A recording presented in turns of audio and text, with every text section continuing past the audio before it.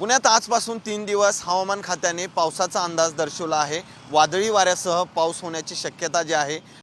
Comscore नुसार आता isakal.com आहे देशातील नंबर 1 ची मराठी न्यूज वेबसाईट। प्रत्येक अपडेटसाठी isakal.com ला नक्की भेट द्या।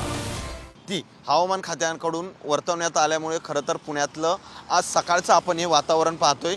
गेले जवळपास महिनाभर आपण पाहत होतो की पुणेकरांना खरं तर तापदायक ठरला, कारण गेल्या मार्च महिन्यात तर पूर्ण सरासरीपेक्षा जास्त तापमान राहिल्यामुळे सूर्य जो आहे तो पुणेकरांवर खरं तर मार्च महिन्यातच मोठ्या प्रमाणात कोपला होता, कारण अनेक भागामध्ये 40° सेल्सिअसच्या पुढे तापमान गेलं होतं। तर दुसरीकडे आत्ता हवामान खात्याने आजपासून 3 दिवस मात्र पुण्याला वादळी वाऱ्यासह पावसाची शक्यता जी आहे ती वर्तवली आहे। त्यामुळे पुणेकरांना उष्णतेपासून काहीसा दिलासा मिळणार आहे, मात्र त्यानंतर उष्णता जी आहे ती कायम राहण्याचेही हवामान खात्याकडून सांगण्यात आलेलं आहे।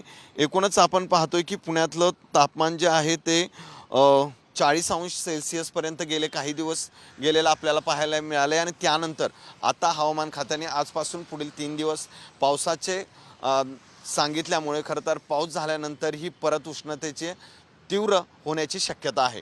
कॅमेरामन सुमितसह सचिन जाधव, साम टीव्ही न्यूज, पुणे।